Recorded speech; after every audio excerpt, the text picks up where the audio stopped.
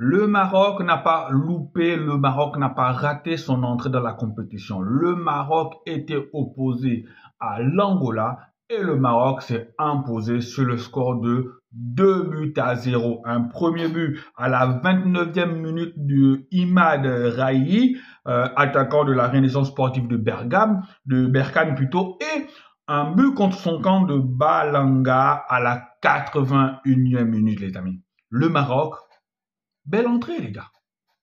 Le Maroc a fait une belle entrée. Le Maroc n'a pas certes dominé de la tête et des épaules cette équipe d'Angola, mais le Maroc a fait le nécessaire pour prendre les 3 points, les amis. On connaît l'importance de la première victoire dans un CHAN ou dans une Coupe d'Afrique des Nations. On connaît tous l'importance de la première victoire. Et on sait, malgré que la poule est composée de 5 équipes, on sait très bien que ce sont les 2 meilleures, les 2 premières qui seront qualifiées pour la phase des quarts de finale.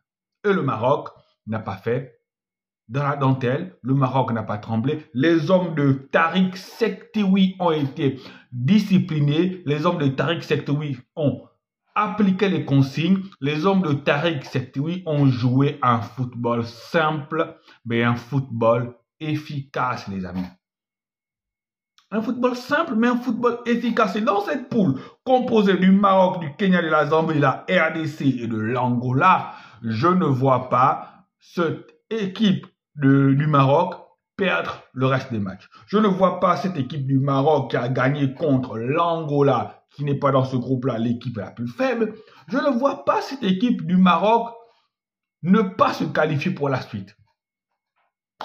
Si ça venait d'arriver, eh bien on va dire que là c'est une faute professionnelle grave parce que cette équipe du Maroc a l'effectif pour aller au bout. A du moins d'abord l'effectif pour valider cette première étape pour se retrouver en quart de finale. Et lorsqu'on est déjà en quart de finale, la phase d'élimination directe, eh bien, c'est une nouvelle paire de manches qui commence. Et dans la phase d'élimination directe, les amis, tout peut arriver. Pour moi, lorsqu'on arrive à la phase d'élimination directe, eh bien, toutes les cartes sont rabattues. Et à ce moment-là, tout le monde peut éliminer tout le monde. Mais déjà, c'est à féliciter.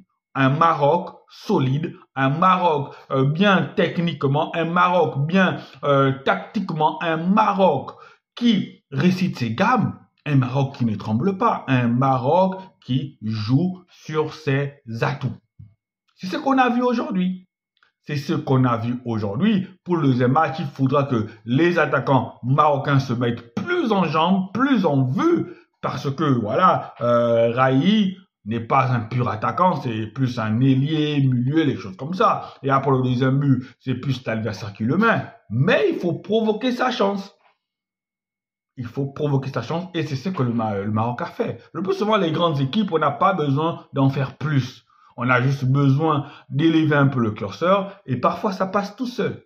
Et c'est ça pour moi qui s'est passé aujourd'hui. C'était un beau match, un match plaisant. De l'autre côté, l'Angola totalement déjoué. L'Angola n'a rien proposé. Quand vous voyez les notes des joueurs angolais, vous sentez que, voilà, ils étaient tétanisés. Sincèrement, ils sont sûrement rentrés sur le terrain avec l'idée que, ouais, en face, le grand Maroc. Et voilà, Maroc, grand club sur le plan africain. Championnat est très bien organisé. Ils avaient un peu tous ces préjugés-là dans la tête, ce qui fait en sorte que, voilà, on a assisté à un effondrement psychologique de la part des Angolais. Alors, félicitations encore aux Lions de l'Atlas locaux qui ont pris les 3 premiers points. Eh bien, je pense qu'ils vont continuer sur la même lancée. Allez, amis marocains, portez-vous bien. Je vous dis ciao, ciao.